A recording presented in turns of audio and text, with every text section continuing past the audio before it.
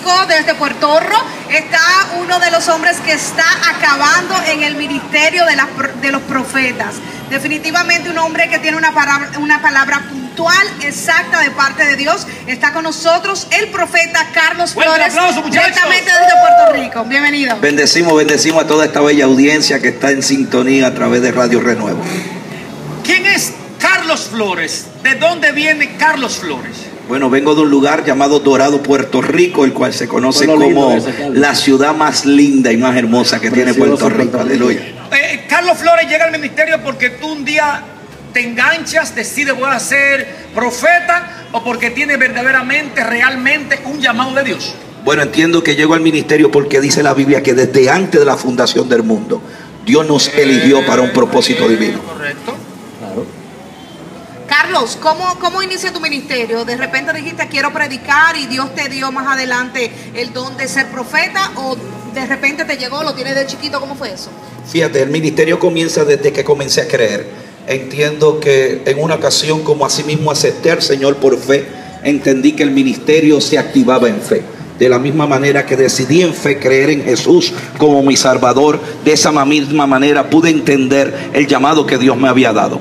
Carlos, ¿qué es lo más difícil que has visto en el ministerio?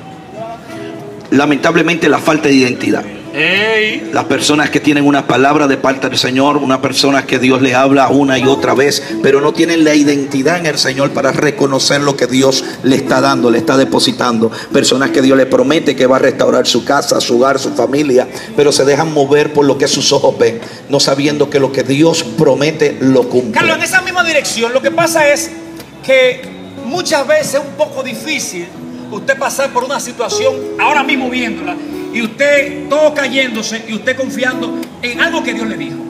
Ciertamente, Pablo dijo, más por fe andamos y no por vista. Los que hemos nacido del Espíritu, no caminamos por lo que vemos. La fe para nosotros es dar por hecho un hecho que todavía no está hecho. No caminamos por lo que nuestros ojos ven, sino que estamos fortalecidos por lo que Dios dijo que va a ser. Así somos los que tenemos espíritu correcto. Que aunque las finanzas se vean flojas, aunque se vea la enfermedad, aunque el matrimonio se esté decayendo, podamos decir como dijo David, aunque por valle de sombra y de muerte esté pasando, no temeré mal alguno, porque reconocemos que ni pertenecemos a la enfermedad ni pertenecemos a la crisis, sino que hay una promesa que viene de Dios. Fuerte el aplauso. Carlos, hay mucha gente que recibe palabra de Dios y su vida entienden ellos que siguen igual. ¿Tienes verdaderamente un profeta de Dios como te ha levantado a ti, como ha levantado a muchos otros, que revelarse o precisamente llevarse a cabo la palabra que Dios dijo de tal o cual persona? ¿Tiene que llevarse a cabo o puede ser que no se dé? Fíjate, por eso levanto las escuelas proféticas. Dios nos ha permitido levantar escuelas proféticas en diferentes países, y una de las cosas que enseñamos es que la profecía nunca va a ir por encima de lo que la palabra revela.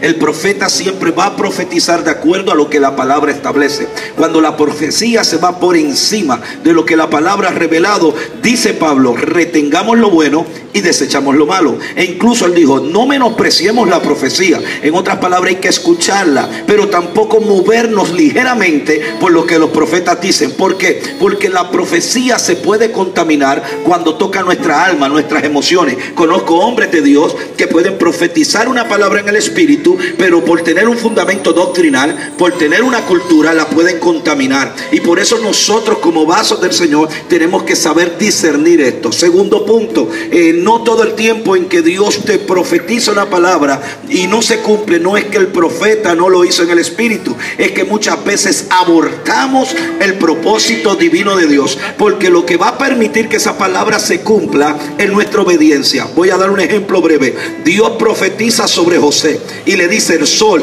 la luna y las 11 estrellas se postrarán ante ti. ¿Qué le está diciendo Dios? Tu papá y tu mamá y tus 11 hermanos van a llegar, pero solamente llegó el sol y solamente llegaron las estrellas. La luna nunca llegó. ¿Por qué? Porque la luna era Raquel y por idólatra Dios la mató. Hay gente que aborta su propósito porque no quieren vivir en obediencia a Jehová. Debe entonces a ser un feligrese cualquiera que una persona llega a su iglesia y le profetiza tal o cual cosa que Dios dice de él. ¿Qué debe de hacer uno luego de haber recibido una palabra de Dios? Primero, discernirla, porque siempre enseñamos que no porque una persona te dé una palabra correcta quiere decir que la fuente es correcta.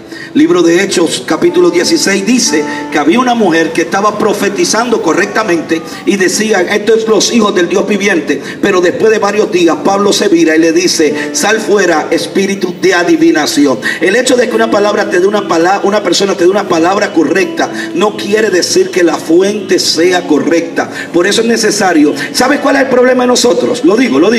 Que somos tan emocionales, amados. Somos tan emocionales y sin tan falta de fundamento bíblico que si aparece cualquier pájaro loco, nos profetiza algo, hablamos mil lenguas y rápido nos lo lanzamos sin discernir lo que Dios nos está diciendo. Yo aconsejo a todos los que nos están en sintonía y a todos los que nos están escuchando que es necesario discernir la profecía. Así el profeta sea de Dios, es de honra, Dios lo mandó a hacer, que nos podamos discernir y entender que viene de parte de Dios. Carlos, hay una queja y vemos que los profetas solamente se profetiza bendición, solamente se profetiza prosperidad, solamente se profetiza te va a ir bien, viene en trabajo. Pero ¿por qué no se profetiza obediencia? ¿Por qué no se profetiza cambio en los profetas de estos tiempos? Bueno, yo respeto a cada persona de acuerdo al don que Dios lo ha movido. Yo entiendo que Dios levantó a los profetas para restaurar, para edificar, para fundamentar. Los profetas fuimos llamados para ordenar. Algo sí que yo acostumbro es que si Dios por una razón u otra me ministra o me deja saber que hay alguna condición de pecado o hay algo que no está en orden, ¿tú lo dices la persona? Voy directamente al pastor de la casa. Entiendo que el padre de la casa es chimoso, no es chimoso. Es que Dios está mandando. Es que, mira, bíblicamente te voy a dar un fundamento. Los profetas solamente hablaron al público cuando era una palabra de gobierno al pueblo. Pero cuando tenía que corregir el pueblo, los profetas iban directamente al rey. Yo nunca puedo brincar el sentido de paternidad. Cuando Dios tiene un sacerdote, cuando Dios tiene un padre, cuando Dios tiene a alguien que da cobertura sobre los hijos, ¿quién mejor que esa persona para poderlos corregir? Para corregir. Carlos, vamos a cambiar un poquito los temas. Ya los minutos finales y vamos un poquito a ir a la parte ya de hablar un poquito del amor. Pero antes del amor, la gente tiene un concepto que los profetas que vienen de Puerto Rico, por ejemplo, están en buena, que no pasan por el proceso allá. Como que están rociados, que no tienen necesidad y que todo está bien por allá. Vienen papiados, bonitosos, gorditos. La Biblia dice que no hay nada nuevo debajo del sol. Todo lugar es igual. Lo único que cambia una cultura de la otra es su manera de pensar. Estamos en tiempos en donde en todo lugar hay crisis. Estamos en tiempos en donde